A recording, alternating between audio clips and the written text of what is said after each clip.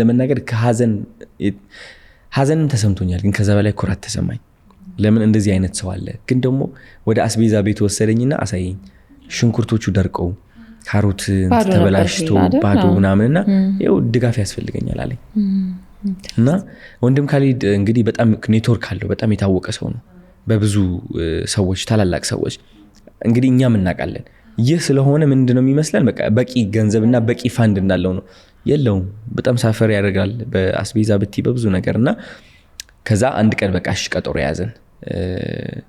ለረመዳን ኢፍጣር አብረን ላይቭ ገብተን ቻሌንጅ እንድናስጀምር ያስቤዛው ከዛ ማታ ሄድኩኝ ለአንድ ሰዓት ነበር እመጣለሁ ያልኩት because ቀጠሮ ነበር ሌላ የቆዩት ለ4 ሰዓት ነው አዎ ለምን በቃ እዛ ጋር ቁጭ ብለው ነበር በጣም ብዙ ሰዎችና ገንዘብ ሲመጣ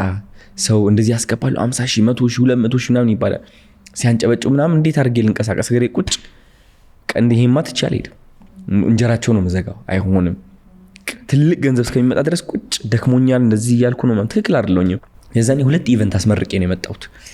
ድካም ላይ ነበር በነገው ዕለት ደግሞ ጠዋት 1 ሰዓት መነሳት አለብኝ የጨረስነው 8 ሰዓት ከሌሊቱ ነው ሌሊቱ እና ከዛ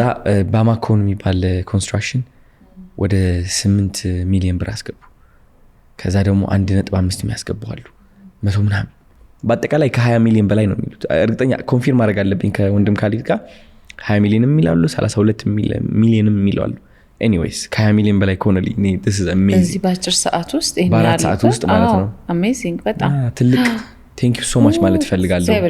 ለሰጡት ሁሉም ምክንያት ስለሆነ ከእውነት በጣም thank you እንደደረስክላቸው ላንተ ማምላክ ይድረስ አሜን thank you thank you ኒናት